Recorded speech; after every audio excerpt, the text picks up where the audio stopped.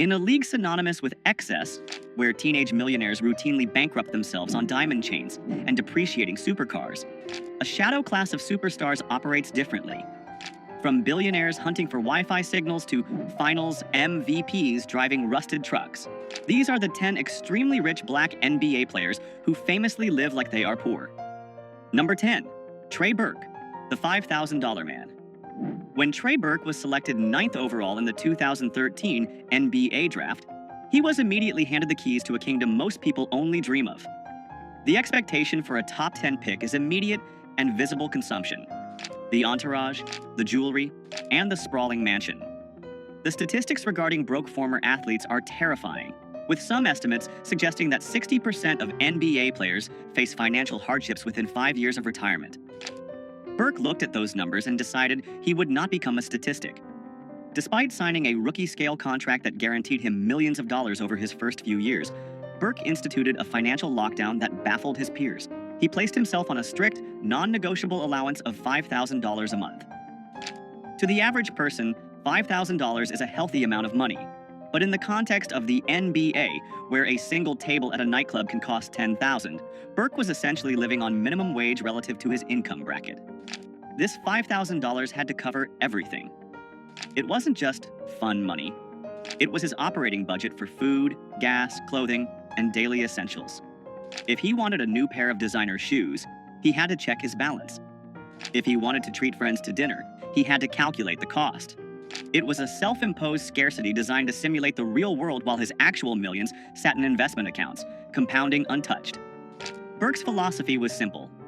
If he could learn to be happy and functional on a budget that didn't require an NBA salary, he would never be beholden to the game. While other rookies from the class of 2013 were leasing fleets of cars and burning through their signing bonuses, Burke was building a financial runway. He understood that the hardest position to play in professional sports isn't point guard. It is the role of the disciplined man who says no to the lifestyle the world expects him to live. Number 9. Grant Hill. The old money mindset. Grant Hill entered the NBA in the 1990s not just as a player, but as a brand. Dubbed the next Michael Jordan, he had the massive Fila endorsement deal, the Detroit Pistons contract, and the global fame.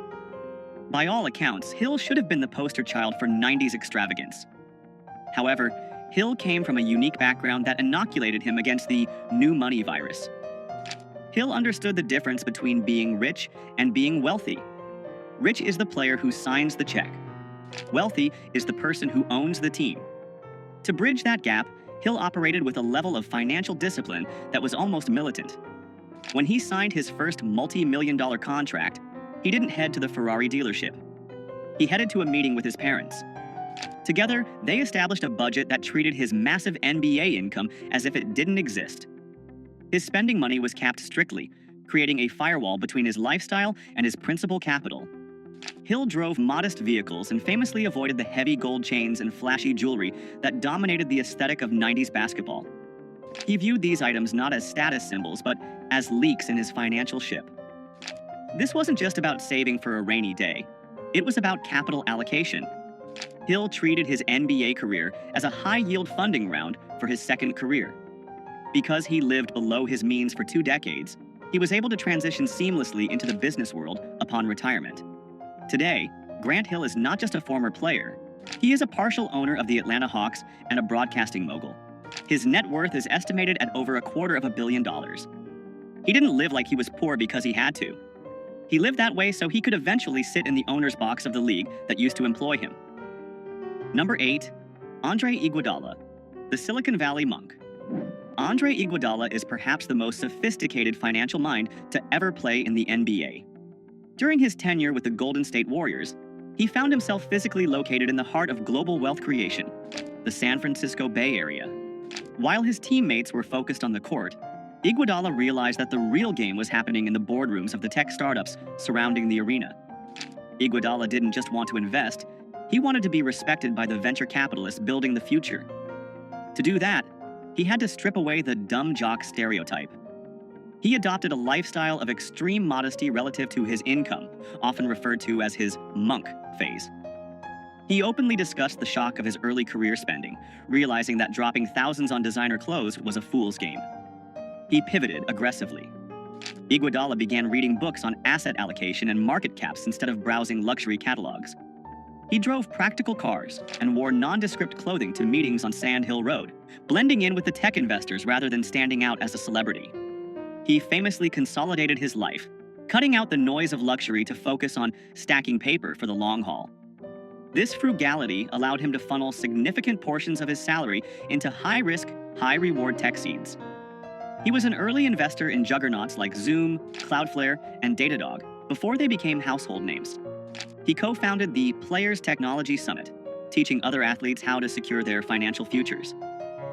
Iguodala didn't want to be the guy with the coolest car in the parking lot. He wanted equity in the apps on everyone's phone.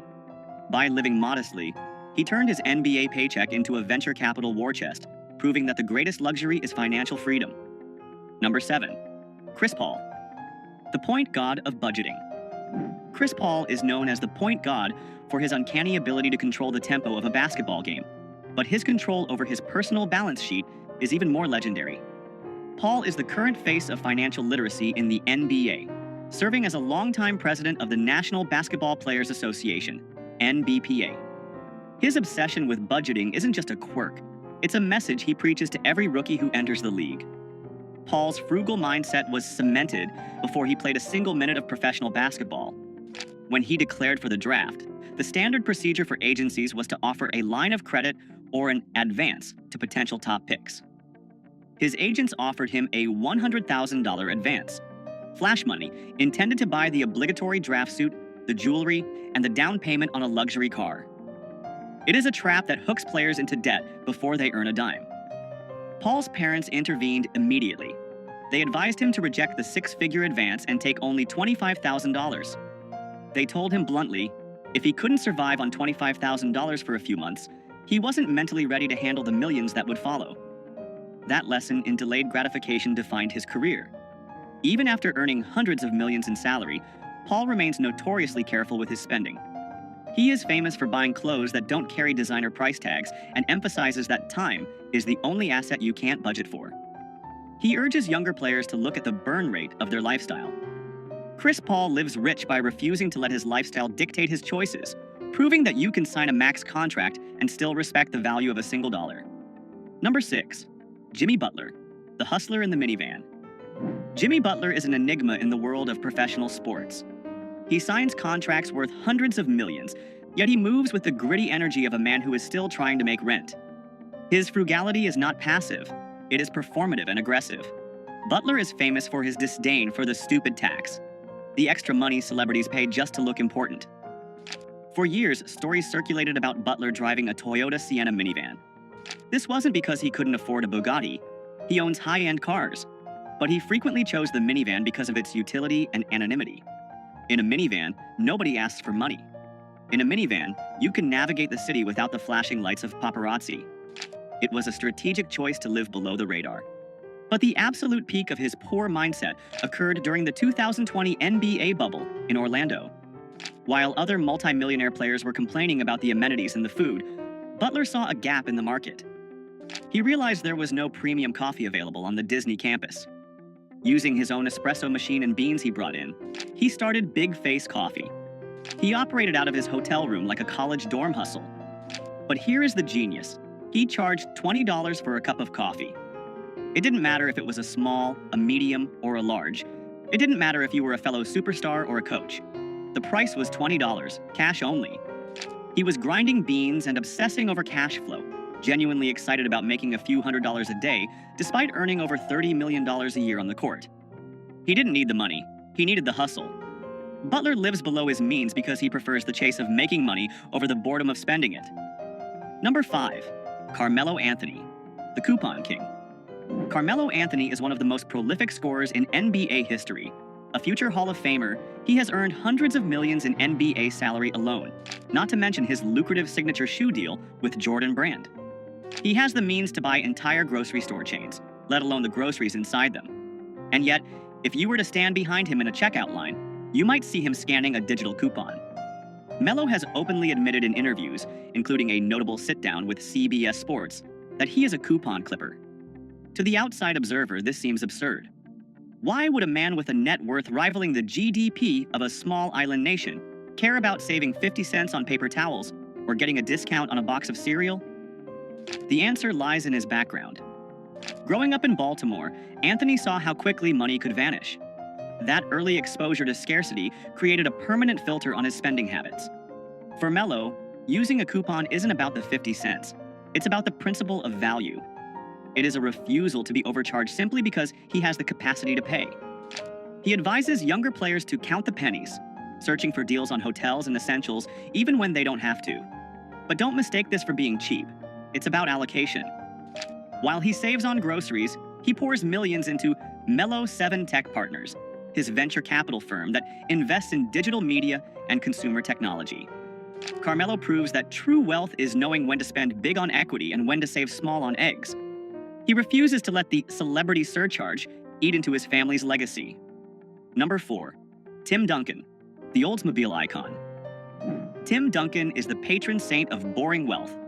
In a league of peacocks, Duncan was a tortoise, slow, steady, and armored against nonsense. His 19-year career with the San Antonio Spurs brought him 5 NBA championships and over $240 million in salary earnings. Yet, if you saw him at a gas station in San Antonio, you would assume he was an IT manager on his way to a casual barbecue.